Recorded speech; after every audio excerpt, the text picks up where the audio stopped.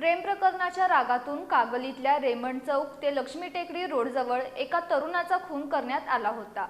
या खुनाचा छडा लावत या प्रकरणी गोकुळ शिरगाव पोलिसांनी तिघा परप्रांतीय तरुणांना अटक केली आहे। 15 जून रोजी रात्री हा प्रकार घडला होता। 15 जून रोजी रात्री कागलीतल्या रेमंड चौक ते लक्ष्मी टेकडी रोडच्या कडेला एक तरुण बेशुद्ध अवस्थेत पडला होता। याबाबतची माहिती 16 जून रोजी सकाळी गोकुळ शिरगाव पोलिसांना मिळाली होती। त्यानंतर पोलिसांनी त्या तरुणाला कोल्हापुरातील सीपीआर रुग्णालयात दाखल केलं होतं, मात्र त्याचा मृत्यू झाल्याचं डॉक्टरांनी सांगितलं होतं। त्याच्याकडे सापडलेल्या आधार कार्डवरून त्याची ओळख पटली। त्या तरुणाचं शवविच्छेदन केल्यानंतर त्याचा गळा दाबून मृत्यू झाल्याचं वैद्यकीय अधिकाऱ्यांनी पोलिसांना सांगितलं होतं।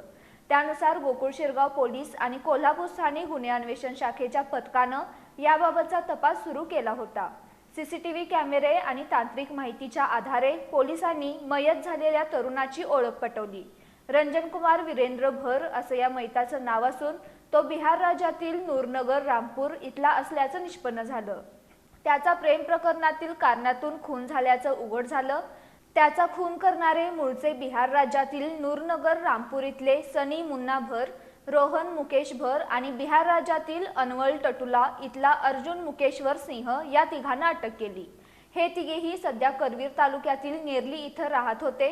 मयत रंजन कुमार भर यानं सनी भर याच्या बहिणीला 4 वर्षांपूर्वी पळवून नेलं होतं। त्यानंतर आता तिला भेटण्यासाठी रंजन कुमार भर हा कोल्हापुरात आला होता।